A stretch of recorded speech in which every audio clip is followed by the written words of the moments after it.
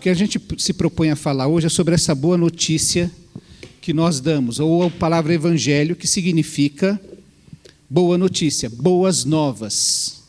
E a Bíblia usa esse termo para se referir à mensagem de que Deus cumpriu a sua promessa de enviar um Salvador que resgata pessoas quebrantadas, restaura a glória da criação e reina com compaixão e justiça sobre todos. Isso é o Evangelho. Qual é a boa notícia? Que Deus cumpriu a sua promessa, aquela promessa que Ele fez, que começa lá em Gênesis e é chamado de proto-evangelho, do projeto primeiro de evangelho, o projeto menor do evangelho, que é quando Deus fala assim, olha, a descendência da mulher vai pisar na cabeça da descendência da serpente. Tá? Ali já era um anúncio de que viria um filho de mulher que viria acabar com as obras da serpente, que foi enganar a humanidade, fazer o ser humano pecar, iludi-lo, achando que ele, de fato, seria como Deus, e perdendo aquela intimidade com Deus.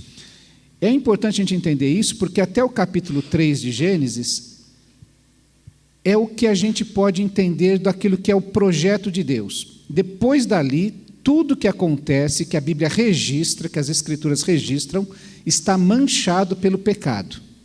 Então, quando alguém perguntar assim, mas a Bíblia mandou matar, tinha incesto, tinha pai querendo matar filho, filho querendo matar pai, tinha traição, homossexualidade, tinha um monte de coisa errada, porque a Bíblia não esconde o pecado humano. Ela não está dizendo que está certo, ela está registrando o que aconteceu e como se deteriorou a humanidade por se afastar de Deus. A Bíblia faz isso, ela não esconde o pecado da humanidade, ela só registra que aconteceu tudo aquilo. E a que ponto o ser humano consegue chegar, tá? Sem Deus na sua vida.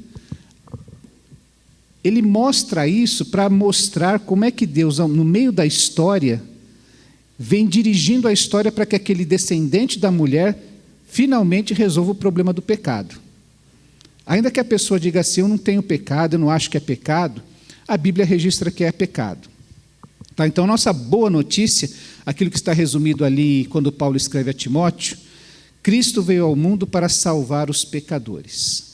Então, é essa a primeira ideia que nós precisamos entender, que a boa notícia é a salvação, e a salvação é essa mensagem de que Deus cumpriu a sua promessa.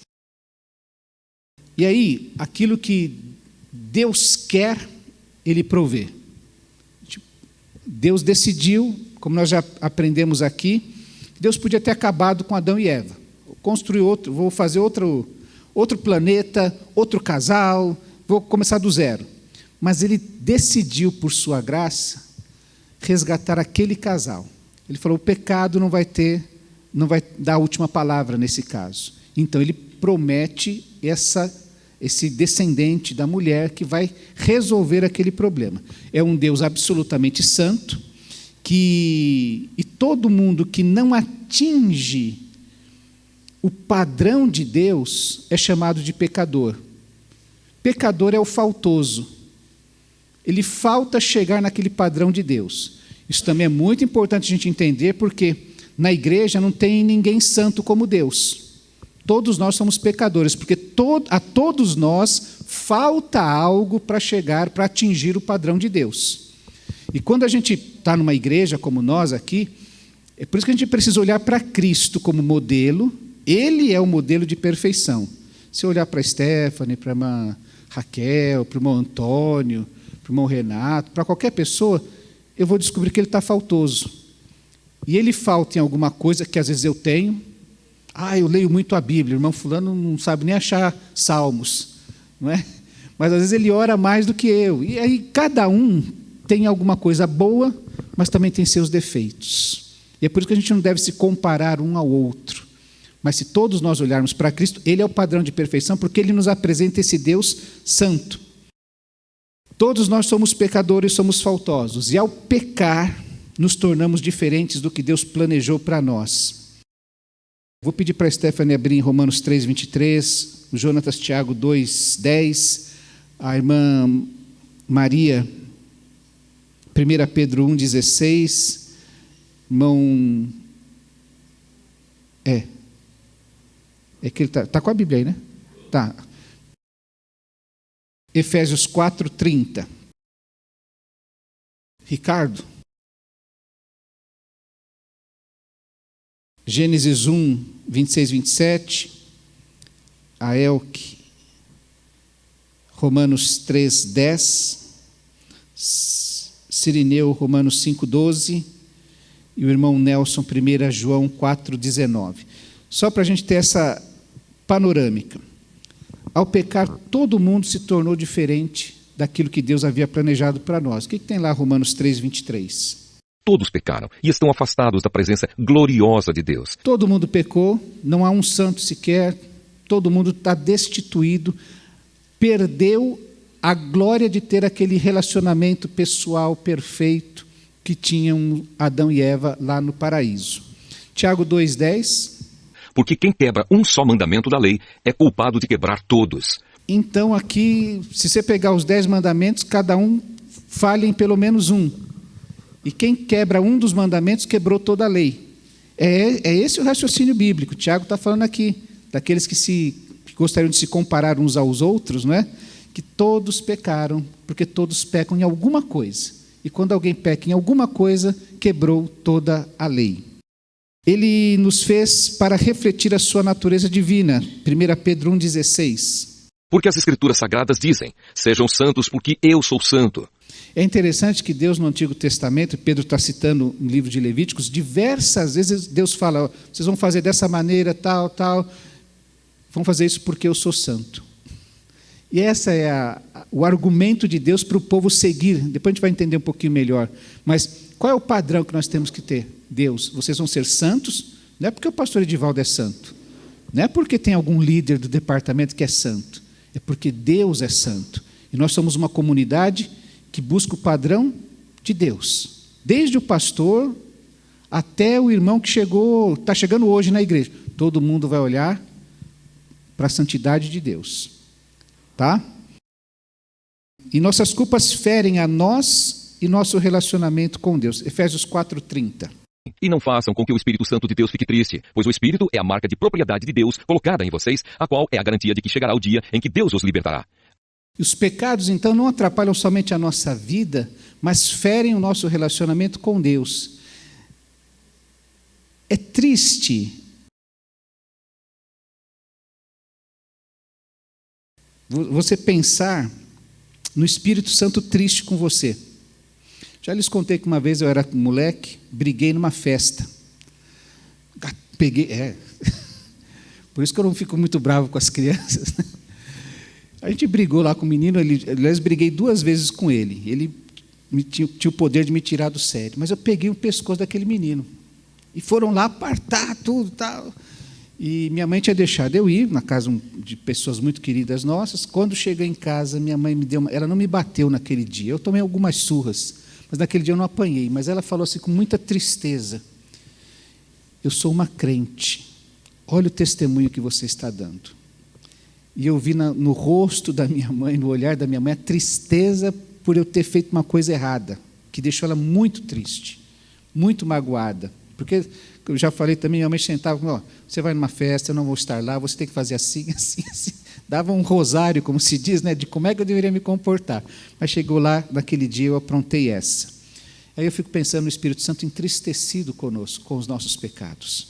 Então, Paulo, quando escreve aos Efésios, fala, não entristeçam, não contristeis, é uma versão mais antiga, né? Não entristeçais o Espírito Santo de Deus. Os nossos pecados não ferem somente a nós, nem somente quem está do nosso lado. Eles entristecem especialmente ao nosso Deus. E a gente vai depois pensar um pouquinho mais sobre isso. Nós somos criados à imagem e semelhança de Deus. Gênesis 1, 26, 27. Aí ele disse, agora vamos fazer os seres humanos, que serão como nós, que se parecerão conosco. Eles terão poder sobre os peixes, sobre as aves, sobre os animais domésticos e selvagens, e sobre os animais que se arrastam pelo chão. Assim Deus criou os seres humanos. Ele os criou parecidos com Deus. Ele os criou homem e mulher. Todo ser humano é imagem de Deus. Branco, preto, amarelo, vermelho, o que for, homem, mulher, homo, hétero, não importa. É imagem e semelhança de Deus. A humanidade foi criada assim. E é disto que vem tanto a dignidade do ser humano, quanto também a sua pecaminosidade. Se tivesse alguém que não fosse criado à imagem e semelhança de Deus, falava, não devo nada para Deus. Mas todo mundo foi criado à imagem e semelhança de Deus. Mas falhamos em viver conforme a sua imagem e sua semelhança. Romanos 3,10. Como dizem as Escrituras Sagradas, não há uma só pessoa que faça o que é certo. Assim como todo mundo é digno porque é criado à imagem de Deus, todo mundo pecou. E a nossa natureza está corrompida desde os primeiros pais. Romanos 5,12. O pecado entrou no mundo por meio de um só homem, e o seu pecado trouxe consigo a morte. Como resultado, a morte se espalhou por toda a raça humana, porque todos pecaram. Isso na teologia, vai falar sobre o cabeça federal. Pensa que o presidente Lula, ele representa toda a nação. E quando ele fala alguma bobeira, por exemplo, como aconteceu na guerra, aí que ele disse que a briga entre o Putin e o Zelensky era um problema dos dois, que os dois tinham que... Aí todo mundo falou, o Brasil falou, o Brasil não concorda, o Brasil não acha que a Rússia invadiu, porque ele é o cabeça federal, ele é representante de toda a terra, ou de todo o Brasil. E na Bíblia existe essa mesma linha de raciocínio. Adão é um cabeça federal da raça humana. Como ele pecou, esse pecado passou para todo mundo. Todo mundo... Estamos aqui recebendo as consequências dele. Só que o contrário vai ser a mesma coisa. Se por um homem entrou o pecado no mundo, que foi Adão, isso aconteceu toda a raça humana, por um só homem também veio o perdão de todo o pecado. Por um homem, representando toda a raça, vai vir o perdão de Deus. Como é que pode ser isso? 1 João 4,19. 4,19. 1 João 4,19. Nós amamos porque Deus nos amou primeiro. E essa é a ideia. Deus toma a iniciativa de resolver esse problema que começou lá com Adão. E foi passando de geração em geração, e os nossos netinhos, e Uri é pecador. Tá? Não importa, por mais lindos que sejam, o ser humano nasce pecador por conta disso. Como é que Deus vai fazer isso então? Ele vai consertar tomando a iniciativa. Nós aprendemos a amar a Deus porque Ele nos amou primeiro. E aí é que entra Jesus. Essa boa notícia, lembra que a nossa boa notícia é a mensagem de que Deus cumpriu a promessa de enviar um Salvador, que é Jesus. Jesus significa libertador. E a sua missão é nos libertar ou salvar das consequências do pecado. Nós somos salvos, nós somos libertos das consequências do pecado. E Cristo, por exemplo, a gente já falou sobre isso 2 domingos atrás, é um título que significa ungido, escolhido, para prover santidade e para toda a humanidade, que pudesse novamente fazer com que a gente tivesse um relacionamento com Deus. E essa foi uma promessa que foi dada, ou que Deus vem dirigindo através dos séculos. É por isso que, lá em Atos 3, 18 a 20, diz assim: mas foi assim que Deus cumpriu o que tinha predito por todos os profetas, dizendo que o seu Cristo haveria de sofrer. Arrependam-se, pois, e voltem-se para Deus, para que os seus pecados sejam cancelados, para que venham tempos de descanso da parte do Senhor, e Ele mande o Cristo, o qual lhes foi designado, Jesus. Isso é a pregação de Pedro no templo, falando de Jesus, que é aquele Jesus que havia sido morto e ressuscitado recentemente, no caso deles. Esse era o cumprimento das promessas predito por todos os profetas. E quando ele usa profeta, ele está se referindo a todas as escrituras, desde Moisés. Moisés escreveu Gênesis, e todos os profetas como Isaías, Miqueias, que vem profetizando, falando, dando alguma referência a respeito de Cristo Jesus. Jesus é perfeito, portador da imagem de Deus. Vou pedir agora para cá. Irmã Catarina, Gálatas 4, 4 e 5. A irmã Irma, Hebreus 4, 15.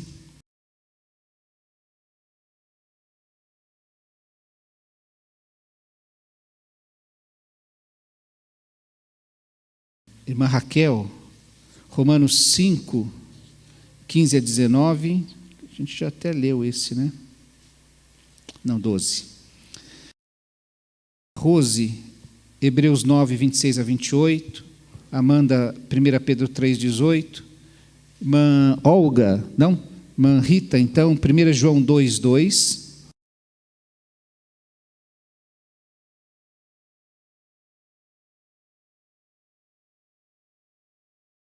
Samara, 1 Pedro 2, 24.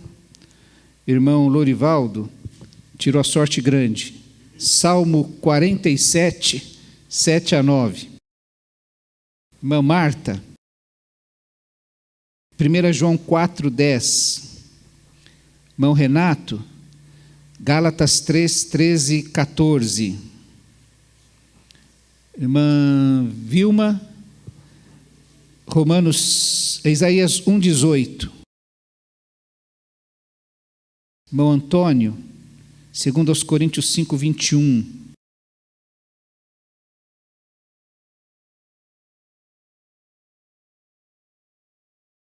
Cristo, então, é o meio pelo qual Deus vai prover santidade a toda a humanidade, cumprir a sua promessa. Uma promessa que durou por todos os séculos, por ser Jesus o perfeito portador da imagem de Deus.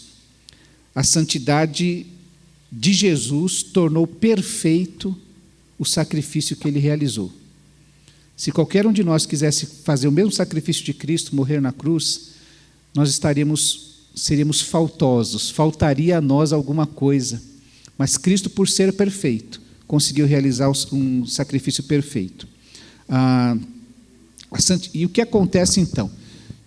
Três que a gente chama de prerrogativas divinas, 3 atributos de Deus, 3 qualidades que ele tem, que são dele, intrínsecas a ele, é a santidade, a justiça e o amor. Tem outras várias, mas essas 3 básicas são importantes para a gente entender assim, que a santidade de Deus, a pureza de Deus, quando a gente fala Deus santo, é um Deus puro, perfeito, não tem mancha nenhuma nele. Quando fala que nós somos santos, é que nós fomos separados. Tá? Mas quando se refere a Deus, é que ele é puro, perfeito, não há mancha nenhuma nele. Essa santidade, essa pureza de Deus foi ofendida pelo nosso pecado. Desde Adão e por cada pecado que nós cometemos. Só que Deus não pode simplesmente fingir que a gente não pecou. E fingir que vamos deixar elas por elas, e Deus não age assim, porque ele é um Deus justo. Tá? Ele prometeu que ia castigar o pecado, que ia tratar dessa maneira o pecado, então ele vai ter que cumprir. Então, a santidade de Deus que é ofendida, e a justiça de Deus clama por justiça. Tem que fazer alguma coisa. E Deus faz. Só que quem faz é o amor de Deus. É Ele que vem para, através da sua justiça, prover santidade ao ser humano, para podermos voltar a ter esse relacionamento com Deus. A santidade de Deus, então, clama por justiça, e o amor de Deus em Cristo satisfaz a santidade e a justiça de Deus. O sacrifício de Cristo é perfeito e suficiente para compensar pelos pecados do mundo inteiro. E isso é que é o cerne do Evangelho. Tá? Ninguém mais poderia fazer isso. Todos os outros deuses pedem sacrifícios para os seus adoradores. O nosso Deus é o Deus que vem fazer um sacrifício, e vem fazer o sacrifício que nós estávamos devendo diante de Deus. O que diz Romanos 5? Mas existe uma diferença entre o pecado de Adão e o presente que Deus nos dá. De fato, muitos morreram por causa do pecado de um só homem, mas a graça de Deus é muito maior. E Ele dá a salvação gratuitamente a muitos, por meio da graça de um só homem, que é Jesus Cristo. E existe uma diferença entre aquilo que Deus dá e o pecado de um só homem. Porque no caso do pecado, a condenação veio por causa de um só pecado. Porém, no caso da salvação, Deus perdoa os que têm cometido muitos pecados, embora não mereçam esse perdão. É verdade que, por causa de um só homem e por meio do seu pecado, a morte começou a dominar a raça humana. Mas o resultado do que foi feito por um só homem, Jesus Cristo, é muito maior. E todos aqueles que Deus aceita e que recebem como presente a sua imensa graça, reinarão na nova vida por meio de Cristo. Portanto, assim como um só pecado condenou todos os seres humanos, assim também um só ato de salvação liberta todos e lhes dá vida. E assim como muitos seres humanos se tornaram pecadores por causa da desobediência de um só homem, assim também muitos serão aceitos por Deus por causa da obediência de um só homem. Essa é a lógica do Evangelho, da boa notícia de Deus. Assim como pela transgressão de um só homem, muitos foram feitos pecadores, pela morte de um só homem, muitos são reconciliados com Cristo. Esses versículos que Paulo escreve aqui, assim também por meio da obediência de um único homem, muitos serão feitos justos, justificados diante de Deus. Essa é a lógica do Evangelho, tá? E isso precisa ser desvendado aos olhos de qualquer pecador.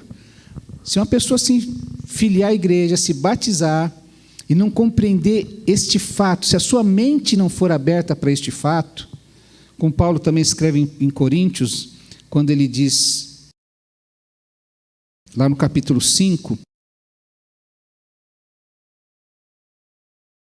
pois o amor de Cristo nos constrange, porque estamos convencidos de que um morreu por todos. Então, isso é transformado na nossa mente, no nosso coração. Eu começo a compreender que se um morreu por todos, eu sou constrangido, e essa palavra constranger é colocar diante da parede, é cercar a pessoa de uma tal maneira que ela passa a compreender isso. Porque estamos convencidos de que um morreu por todos, logo todos morreram. E ele morreu por todos para que aqueles que vivem já não vivam mais para si mesmos, mas para aquele que por eles morreu e ressuscitou. A salvação não existe se a pessoa não entender isso, que Cristo morreu por todos. E agora que aqueles que vivem para Cristo vivem para aquele que por eles morreu e ressuscitou. Então, essa compreensão desta história do Evangelho, ela é importante para nós. Hebreus 9, 26 a 28. Se fosse assim, ele teria de sofrer muitas vezes desde a criação do mundo. Pelo contrário, uma vez por todas, ele apareceu agora, quando os tempos estão chegando ao fim, para tirar os pecados por meio do sacrifício de si mesmo. Cada pessoa tem de morrer uma vez só, e depois ser julgada por Deus. Assim também Cristo foi oferecido uma só vez em sacrifício, para tirar os pecados de muitas pessoas. Depois, ele aparecerá pela segunda vez, não para tirar pecados, mas para salvar as pessoas que estão esperando por ele. Depois leia com calma. A gente pode passar um semestre estudando Hebreus. Mas como o escritor aos Hebreus começa a argumentar para aquele povo, dizendo assim, Cristo, ele é um sacerdote, aquele que vai diante de Deus. O sacerdote tem que ser da raça, para poder representar a sua raça. Então, por isso ele se transforma, ele se faz humano, para poder representar a humanidade. Ele é a oferta que foi sacrificada na cruz do Calvário. E ele é o que se apresenta diante de Deus. Ele é o que apresenta a oferta, ele é o ofertante, a oferta e o sacerdote. Porque a salvação é toda realizada por Deus. Isso depois a gente pode estudar isso com mais calma, mas a gente precisa compreender isso, que a salvação é algo que Deus realiza, é uma promessa que Deus cumpre. Aquilo que Ele quer, Ele provê. Então, precisava de um ofertante santo. Ele se transformou no ofertante santo. Precisava de uma oferta pura. Ele se fez oferta. Precisava de um sacerdote que se apresentasse diante de Deus com essa oferta. Ele se transformou nesse sacerdote para representar como cabeça federal toda a raça humana. 1 Pedro 3,18. Pois o próprio Cristo sofreu uma vez por todas pelos pecados. Um homem bom em favor dos maus para levar vocês a Deus. Ele morreu no corpo, mas foi ressuscitado no espírito. Morreu uma vez por todas. Os animais, todo dia tinha pecado. Uma vez por ano tinha que fazer um sacrifício pela nação toda. O sangue no Antigo Testamento representava a vida. E era aceito por Deus. Esse era o sistema do sacrifício do Antigo Testamento. Valia diante de Deus. Levava lá o meu cordeiro de um ano, sacrificava, dependendo do tamanho do meu pecado, era uma rolinha, um cordeiro, até um boi, levava lá. E Deus aceitava isso, só que todos os dias. Porque nenhum desses animais, ainda que a vida deles fosse sacrificada para que a minha continuasse existindo, nenhum deles tinha consciência do que estava acontecendo. E é por isso que Cristo se apresenta Ele mesmo como oferta. E é isso que faz toda a diferença nesse sistema sacrificial que o Antigo Testamento apresenta para nós. Tá? Uma vez por todas, porque o sacrifício dele é perfeito. Dos animais eram imperfeitos, porque os animais nem consciência tinham. Os pecadores voltavam a pecar, mas o sacrifício de Cristo envolve tudo isso. 1 João 2,2. É por meio do próprio Jesus Cristo que os nossos pecados são perdoados. E não somente os nossos, mas também os pecados do mundo inteiro.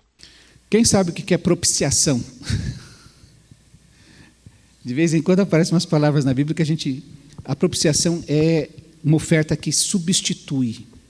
Ele é quem nos substitui no pagamento desta dívida que o pecado fez diante de Deus. Tá? Então ele se coloca no lugar, ele substitui a gente naquele lugar. Na cruz do Calvário, no caso. 1 Pedro 2:24. O próprio Cristo levou os nossos pecados no seu corpo sobre a cruz, a fim de que morrêssemos para o pecado e vivêssemos uma vida correta. Por meio dos ferimentos dele, vocês foram curados. Ele mesmo levou em seu corpo. Ele nos substituiu. Morte vicária é essa substituição. Ele leva no seu corpo os nossos pecados. Deus aceitou esse sacrifício de Jesus em sacrifício do nosso pecado. Cristo morreu no meu... Por isso que a gente fala que Cristo morreu no meu lugar. Ele morreu a morte que eu tinha que ter morrido. Tá? Salmo 47, 7 e 9. Louvem a Deus com canções, pois Ele é o Rei do mundo inteiro. Deus está sentado no seu santo trono, Ele reina sobre as nações. Os que governam os povos se reúnem com o povo do Deus de Abraão, pois todo o poder neste mundo pertence a Deus. Ele domina tudo. Esse Deus que é o Rei de toda a terra, que reina sobre todas as nações e que governa sobre tudo. É a Ele que nós devemos. Por isso que vou juntar aqui com Tito 2, 11 a 14, que diz assim: porque a graça de Deus, esse Deus soberano, que tomou a decisão de maneira graciosa, pagar a nossa dívida. Diz assim: porque a graça de Deus se manifestou salvadora a todos os homens. Ela nos ensina a renunciar à impiedade, às paixões mundanas e a viver de maneira sensata, justa e piedosa nessa era presente, enquanto aguardamos a bendita esperança, a gloriosa manifestação do nosso grande Deus e Salvador, Jesus Cristo. Ele se entregou por nós, a fim de nos remir de toda maldade e purificar para si mesmo um povo particularmente seu, dedicado à prática de boas obras. Pagou a dívida que nós não podíamos pagar para que nós pudéssemos viver dessa maneira. 1 João 4,10. E o amor é isto: não fomos nós que amamos a Deus, mas foi Ele que nos amou e mandou o seu Filho para que, por meio dele, os nossos pecados fossem perdoados. Esse sangue que cobre a nossa dívida, que passa por cima de nós, como o anjo da morte que passou no Egito e que passava por cima da casa dos hebreus que haviam marcado sua casa com sangue. Tá? Gálatas 3, 13 e 14. Porém Cristo, tornando-se maldição por nós, nos livrou da maldição imposta pela lei. Como dizem as Escrituras, maldito todo aquele que for pendurado numa cruz. Cristo fez isso para que a bênção que Deus prometeu a Abraão seja dada, por meio de Cristo Jesus, aos não-judeus, e para que todos nós recebamos, por meio da fé, o Espírito que Deus prometeu. Então, sua morte nos resgata do inferno que nós merecemos. Cristo nos redimiu da maldição da lei. Essa maldição era a gente ir para o inferno. Mas Cristo nos resgata, nos livra disso, paga a dívida que nós temos nesse sentido. Isaías 1,18. O Senhor Deus diz: venham cá, vamos discutir este assunto. Os seus pecados os deixaram manchados de vermelho escuro, mas eu os lavarei, e vocês ficarão brancos como a neve, brancos como a lã. O sacrifício de Cristo, então, satisfaz a justiça divina, e satisfazendo, faz com que os nossos pecados, a gente tenha um novo status diante de Deus, como se nós não tivéssemos pecado. Escarlata é uma... Vou tentar chutar aqui essa blusa da Ana Paula, um vermelho forte, essa cor de sangue tão escuro que é quase, não chega, por isso que não é, mas tem que ser mais forte ainda, é bem escuro. Ele fala, então, ainda que Imagina pegar esse pano vermelho, vinho, bordeaux, e tornar branco. O trabalho que teria que dar. Deus está falando para o povo que ainda que seus pecados sejam dessa forma, tão forte, eles vão se tornar brancos como a neve. Que é uma forma de dizer assim que nós estamos purificados. A gente tem um novo status diante de Deus de santos, de puros, de justificados. Paulo vai desenvolver essa ideia falando sobre a justificação que há diante de Deus.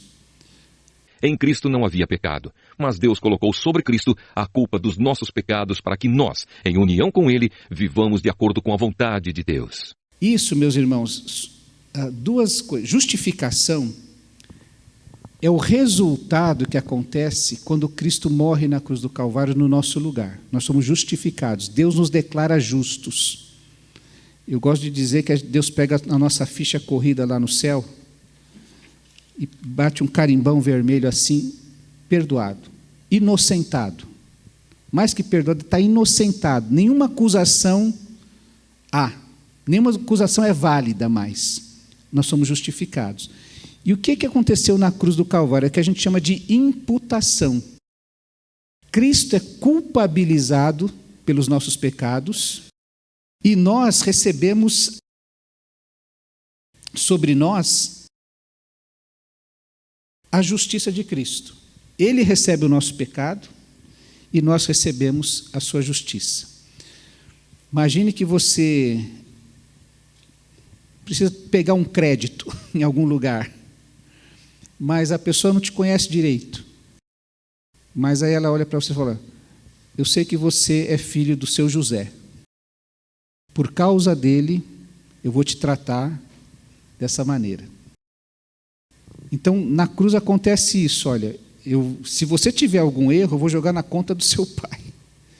Mas eu vou jogar toda a justiça do seu pai, a correção do seu pai, eu vou tratar você através dela. Então, na cruz acontece isso. Os meus pecados são jogados sobre Cristo, Ele é culpabilizado por mim, pelos meus pecados, mas a justiça dele é trazida sobre a minha vida. Isso é a salvação. Esse é o momento da imputação. E a partir desse momento eu sou justificado, eu estou inocentado. Tá? Isso é garantido por causa do amor de Deus, a salvação é suficiente para todos, mas não se aplica a todos. O próprio Jesus avisou que algumas pessoas vão para o inferno. Então a salvação, apesar de ser oferecida a todos, não se aplica a todos. O perdão é providenciado única e exclusivamente pela graça. E Deus passa a tratar conosco por uma fidelidade pactual. Pacto é como se fosse um contrato. Só que no contrato, é como se fosse, porque no contrato, se uma das partes quebrar ou deixar de cumprir, o contrato deixa de valer. No nosso caso com Deus, quando não há um bom desempenho de uma das partes, da nossa parte, por exemplo, essa aliança não deixa de existir. É por isso que, aliás, esse pacto também é chamado de aliança, porque não é um acordo simplesmente dos dois, mas é uma decisão que se toma, e da parte, como nós dissemos, Deus é que dá esse início nessa busca pelo ser humano, Ele que decide fazer essa aliança, e por conta dessa decisão dele, o nosso bom desempenho ou mau desempenho não muda o pacto que Ele faz conosco. Eu vou te perdoar se você crer em Cristo Jesus. Se você tiver essa marca do sangue, pensa no Êxodo, que interessante. Saem lá 600 mil homens do Egito, e alguém já se fez um cálculo de 2 milhões de pessoas, mais ou menos, que eram 600 mil homens, mais mulheres e filhos, que não eram 2 por casal, eram muitos, né? Que teria saído 2 milhões de pessoas do Egito. E a gente percebe depois no caminho que eram 2 milhões de pessoas assim difíceis, né? O deserto vai revelar que coração tinha aquele pessoal. Mas quem passou o sangue sobre o umbral da porta estava coberto, estava garantido. Deus fez sair do Egito. E primeiro Deus libertou o povo, depois deu leis. Para que não ficasse claro para o povo que não era porque eles estavam cumprindo a lei que eles estavam sendo aceitos por Deus. Sempre foi graça. Nunca foi o merecimento de ninguém. Como até hoje é assim. Ninguém aqui é mais merecedor diante de Deus do que o outro, porque você é mais fiel por algum momento ou em alguma questão. Então, Deus nos trata assim. Primeiro Deus nos liberta, primeiro Ele nos salva. E isso é importante, porque quando a gente está evangelizando as pessoas, quantas vezes você já não ouviu assim, olha, o dia que eu largar o cigarro, eu venho para Jesus.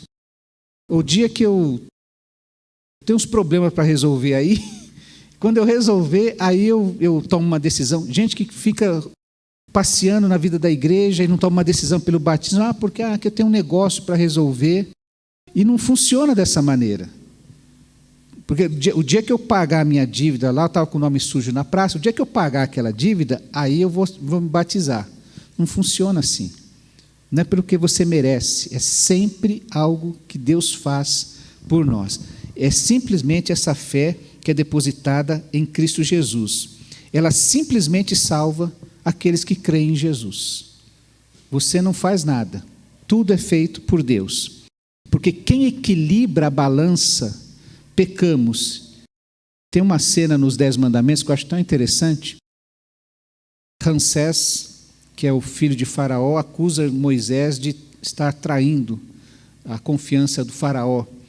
E aí ele vai falar, você está dando um dia de descanso para os hebreus. Aí o Ramsés coloca um peso na balança.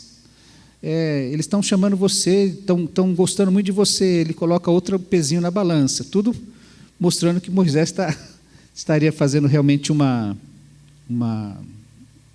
conspiração contra o Faraó. Até que Moisés começa a falar e fala assim, olha, aí ele mostra lá o que está sendo feito, e aí coloca um tijolão do outro lado da balança, a balança simplesmente muda de lado.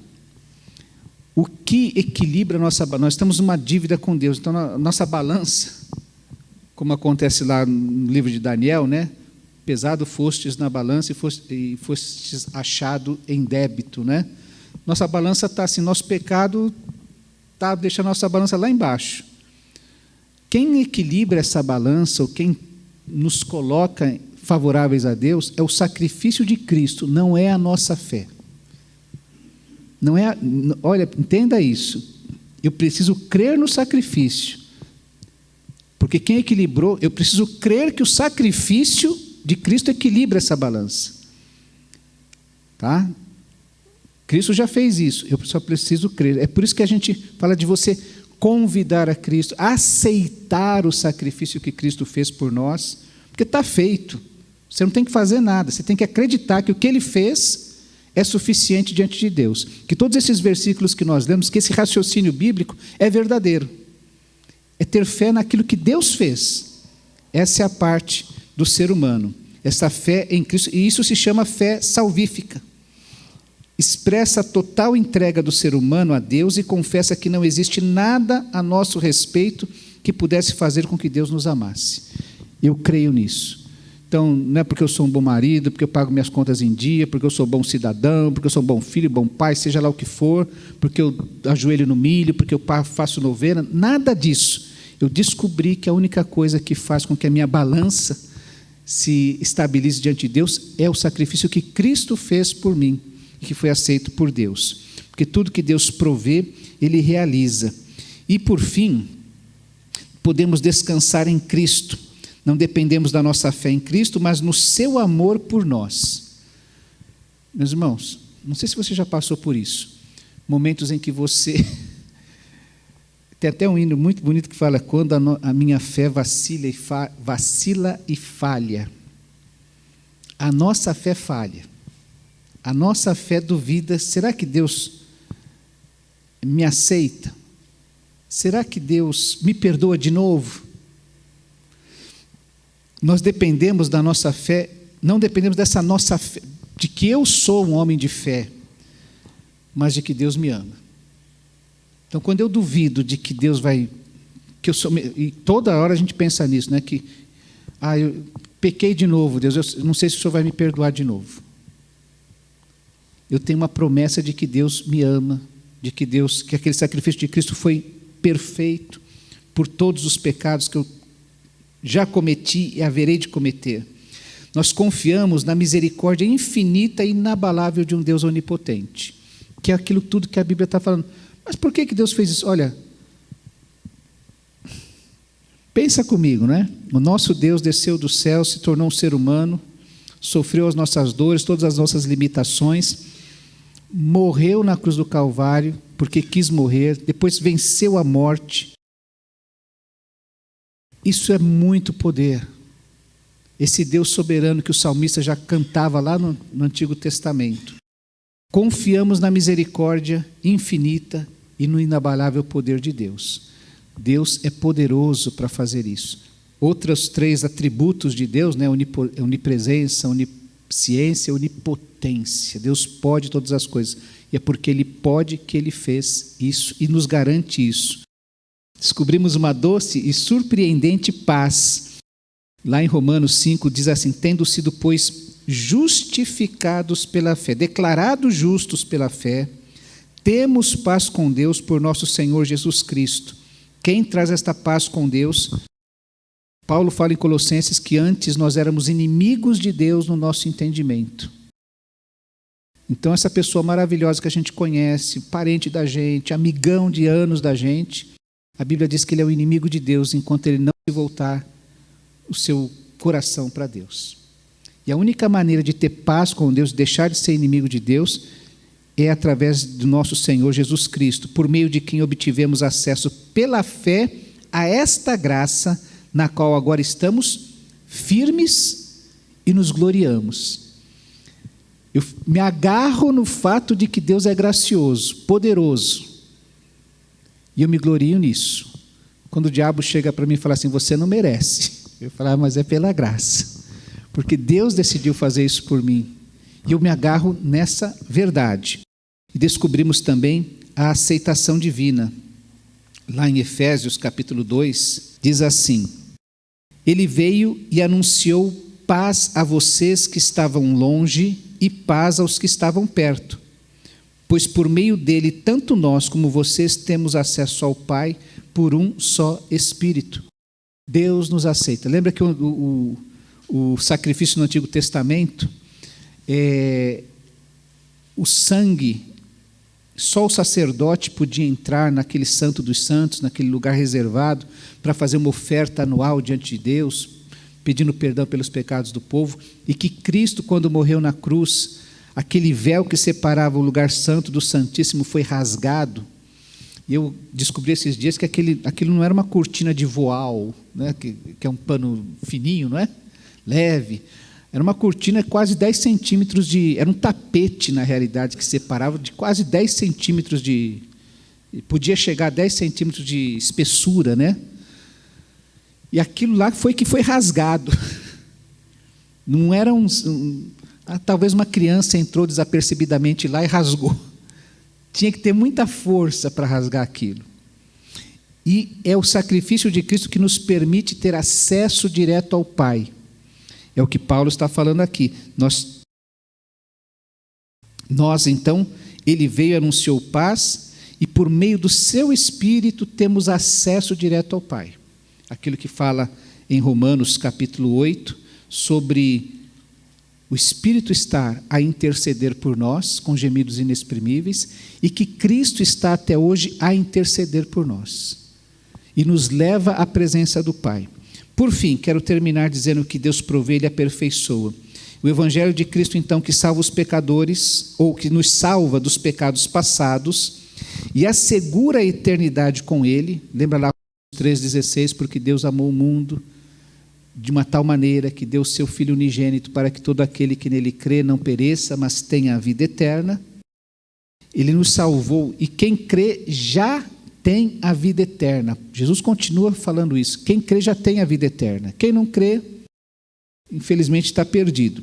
O Evangelho, então, inclui tanto o modo como Deus nos guarda para sempre, ou como Ele nos guarda hoje, como vai nos garantir seguros espiritualmente no futuro. Ele nos provê união com Cristo, porque agora nós somos adotados na família de Deus. e agora eu sou tratado como filho. É o que Paulo fala lá em Efésios. Nós somos unidos na morte com Cristo. Lembra Gálatas 2:20, já estou crucificado com Cristo. Então, eu morri naquela morte que Cristo morreu no meu lugar. Ele me substituiu e eu morri junto com ele. Mas ele diz, já estou crucificado com Cristo e vivo, não mais eu, mas Cristo vive em mim. E eu estou unido na morte com Cristo, mas também estou unido na vida com Cristo. Já fui crucificado com Cristo, mas Cristo vive em mim. Eu morri com Cristo naquela cruz, mas eu também ressurgi na ressurreição de Cristo. Por isso eu estou vivo e Ele vive em mim. Eu estou unido, então, na minha vida com Cristo. Aquela ideia que a serpente fala para o primeiro casal, né? Se você comer desse fruto, certamente você não morrerá. Quando Deus diz assim, você certamente vai morrer, é o mesmo Deus que vai prover vida. Ele agora está dizendo, você está vivo e vivo por causa da vitória que Cristo tem sobre a morte na cruz do Calvário. Cristo se faz presente em nossa vida em sabedoria, santidade e justiça. É o que Paulo fala em 1 Coríntios 1:31, que nós porém por iniciativa dele que vocês estão em Cristo Jesus.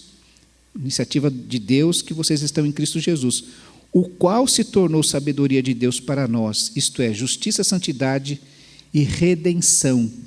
E nós podemos, redenção no caso de libertação. E Cristo se torna o centro da nossa vida.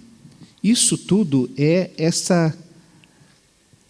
esse aperfeiçoamento que Cristo vai trazendo para a nossa vida. Sabedoria, santidade, justiça, e se torna o centro da nossa vida, como Paulo diz em Filipenses, porque para mim o viver é Cristo e morrer é lucro.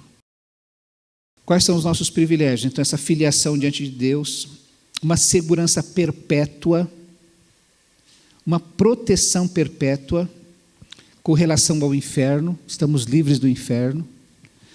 Com relação às dificuldades dessa vida, nós podemos ter garantia de que nada vai nos separar do amor de Deus, como Paulo fala em Romanos, que há um propósito em todas as circunstâncias de nos formar à imagem de Cristo Jesus, por pior que seja o momento, a experiência, Deus tem um propósito de, através destas coisas, nos formar através de Cristo Jesus. Há propósito nas circunstâncias de nos livrar do amor excessivo das coisas temporais. Às vezes, precisamos passar por algumas dificuldades para perceber como há coisas mais importantes do que aquelas situações, aquilo que estávamos nos apegando. Eu lembro de um amigo meu, jovem também, que roubaram eu acho que até já contei isso para os irmãos, roubaram a moto dele na porta da casa dele, só há muitos anos. E ele ficou tão desesperado, o tio falou, não, entra no carro, vamos correr aí no bairro, ver se acha, né? Mas é só uma moto, né? Falei, antes fosse meu braço. Estava tão... Eu sei que o pastor falou sem pensar, mas é assim que a gente cria ídolos no coração. Tira o raciocínio, a razão da gente. Não é? Nós temos uma proteção porque sabemos que nunca será permitido nada além do que nós podemos suportar na nossa vida.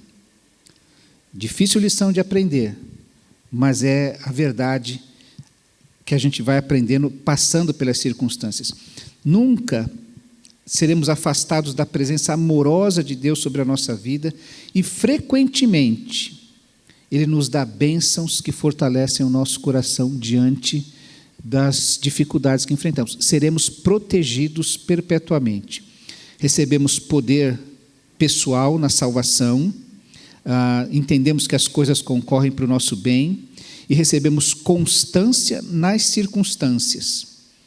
Crescimento pessoal, e isso vem através da semelhança com Cristo, crescemos à semelhança de Cristo, aprendendo da palavra, na comunhão com Ele, na oração, na adoração coletiva com o povo de Deus e o conselho dos irmãos maduros na fé. Através destas coisas crescemos em piedade. Veja, isso tudo nos leva a nos tornarmos semelhantes a Cristo. Aprendemos isso através da fé nas Escrituras e na palavra. Aprendemos a acreditar o que a palavra, aprendemos a acreditar o que as Escrituras dizem e naquilo que Cristo, que é a própria palavra de Deus, se apresenta na nossa vida, nos fazendo novas criaturas. Aprendemos que não somos incapazes contra Satanás, ele já está vencido, maior é aquele que habita em nós do que aquele que habita no mundo. Nós aprendemos a não ter medo dele. Tem crente que faz, não, né, pastor? Fala, isola aí que a gente não precisa temer este inimigo. Aprende isso. E não dependemos mais dos poderes naturais da nossa vida. Recebemos então esta segurança espiritual. E a herança eterna, conforme Efésios, Paulo fala sobre a vida eterna, sobre uma criação restaurada, sobre seres renovados, o nosso corpo completamente renovado, temos esta esperança. O nosso reencontro com os nossos irmãos é prometido nas Escrituras, a salvação nos ensina então a ter esta esperança e aprendemos a confiar que aquele que veio salvar os pecadores proveu uma salvação tão grande que restaura toda a terra, envolve o nosso ser e dura para toda a eternidade. 3 verdades, então, para a gente terminar. A quem Deus aperfeiçoou, Ele vai usar num propósito individual. Formar o coração de Jesus em nós. Ele nos libertou para uma vida com propósito, de sermos santos como o Senhor Jesus é, de podermos ser apresentados diante de Deus. Existe um propósito corporativo, que é a igreja, ao vivermos em comunidade, encorajando, instruindo, fortalecendo e perdoando uns aos outros, tornamo-nos sal e luz transformadores para o mundo em que vivemos. Só de existirmos, somos um testemunho ao mundo. Às vezes nós estamos assim preocupados, como é que eu vou verbalizar isso para alguém? Como é que eu vou falar isso para alguém? Mas só o fato de vivermos o Evangelho, já somos proclamadores dele. Tá? Não estou dizendo aqui que a gente não precisa falar, mas que se aprendermos a viver em comunidade, encorajando, instruindo, fortalecendo e perdoando uns aos outros, só isso já vai ser um testemunho ao mundo. E esse propósito redentivo que é a evangelização. Então, tem um propósito que é me tornar parecido com Jesus, cada um de nós. Tá? Segundo, que é o propósito como igreja, como comunidade, que é sermos um testemunho ao mundo. E esse propósito redentivo, que é a evangelização, que é levar essa boa notícia que os anjos desejavam ou ansiavam falar e que nós temos o privilégio de proclamar. Só para os irmãos entenderem essa boa notícia, o que ela faz na nossa vida. No passado, eu já falei isso eu acho que de manhã aqui, no passado eu ganhei a salvação. Ela é uma posse. A salvação é minha, eu sou salvo. Tinha um hino que falava assim, Cristo é meu, sim, Cristo é meu. Alguém lembra desse cântico? Minha vida se transformou, desde que o vi, crendo recebi a eterna salvação. É do seu tempo, Ricardo, isso aí. Sou o maior. A salvação é uma posse, é minha. Eu sou salvo. Então no passado eu fui liberto da pena do pecado. O salário do pecado é a morte. E o dia que eu aceitei Jesus, a morte deixou de ter poder sobre a minha vida. Por isso que Paulo fala assim, onde está, ó morte, a tua vitória? Onde está, ó morte, o teu aguilhão? Porque se eu morrer, eu vou estar com Cristo. Se eu estou vivo, eu estou com Cristo. Se eu morrer, eu estou com Cristo. O que você pode fazer contra mim? Então eu fui liberto da penalidade do pecado. Não tem mais essa segunda morte espiritual que é viver distante de Deus. Eu fui justificado, declarado inocente diante de Deus e houve uma regeneração na minha vida. O dia que eu aceitei Jesus, eu mudei. Eu não sei nem explicar direito, mas aquelas coisas que haviam na minha mente, desejos, anseios, o entendimento que eu não tinha, eu não consigo entender esse negócio da Bíblia, eu não entendo. Mas como eu falo, olha, o meu entendimento se abriu, o meu olhar se abriu, e eu agora entendo que se um morreu por todos, logo todos morreram. A morte de Cristo serve para mim, alcançou a minha vida. Eu fui salvo. Foi o ato de Deus ali, lá na cruz do Calvário, que me salvou. Hoje, no presente, ela é uma salvação progressiva, que vai crescendo na minha vida. Cada um de nós está sendo liberto do poder do pecado na sua vida. Tá? Ninguém vai se tornar santo do dia para a noite, e alguns pecados a gente precisa lutar contra eles, porque senão vai exigir algumas técnicas, alguns esforços. Recentemente, ajudando uma pessoa com pornografia, e aí eu descobri que tem como é que fala? Um aplicativo que você faz, que ajuda não somente a bloquear o celular, mas propõe ações. O que você deve fazer, o que você deve ler, que vai te ajudar a fugir disso. Vai ter essa palestra sobre a bênção da internet, vai ver algumas dicas ali exatamente para isso, porque hoje os meninos muito pequenos já estão envolvidos com isso. Então, não somente os adultos, mas os pais cuidarem disso. E às vezes é um pecado que você não basta você falar, Senhor, me perdoa. Não, você vai ter que ter ações na sua vida contra isso. Então, ser liberto desse poder do pecado. Isso se chama santificação. Um processo em que eu vou me tornando cada vez mais parecido com Cristo. E nesse sentido eu falo assim, eu estou sendo salvo. Todo dia. Em cada circunstância, em cada momento. A salvação está se manifestando na minha vida. E isso é um processo. A salvação é um ato, ela é um processo que está acontecendo na minha vida todos os dias. E no futuro, que a gente chama dessa salvação futurista, porque a gente aguarda aquele dia, né, a salvação ser totalmente manifesta na nossa vida no futuro, nós vamos ser finalmente libertos da presença do pecado. Nosso problema sempre é o pecado. Então eu preciso ser liberto da pena, do poder e da presença. 3 P's, guarda isso aí. No passado da pena, no presente do poder e no futuro da presença. Isso, irmãos, deixa eu falar isso de novo para os irmãos, é muito importante, porque é lá no céu que nós vamos ser libertos da presença do pecado. Aí eu tenho uma má notícia para te dar. Que hoje a gente tem que conviver com o pecado. Meu e do meu irmão. Na igreja. Sabia disso? Então que é lá na eternidade, quando alguém chega, eu vi que o irmão na igreja peca, que o irmão fulano não é tão santo quanto parece. Como se faz? Isso, mas é assim. Porque lá no céu é que a gente vai ser liberto da presença do pecado finalmente. Quando nós vamos termos corpos glorificados. E aí a gente pode falar assim, não, eu estou aguardando a salvação, o momento que eu vou ser salvo. Mas você já não é salvo? Não, fui salvo, estou sendo salvo e serei salvo quando eu chegar lá no céu, quando eu atravessar o portão celestial e falar, ufa, cheguei. Tem até um hino muito bonito que fala assim, diga, meu irmão, como foi que você chegou aqui? Foi graça, irmão, foi graça, irmão, foi graça que eu consegui chegar até aqui. Então, e lá vai ser um estado. Foi um ato, está sendo um processo, e vai ser um estado. Eu estou salvo, glorificado, é outra existência, outra realidade. É essa boa notícia que a gente tem para as pessoas, que eu gostaria que a nossa igreja guardasse no coração, entendesse essa lógica bíblica, para não ficar falando para a igreja, vem para a minha igreja, que a minha igreja é muito boa.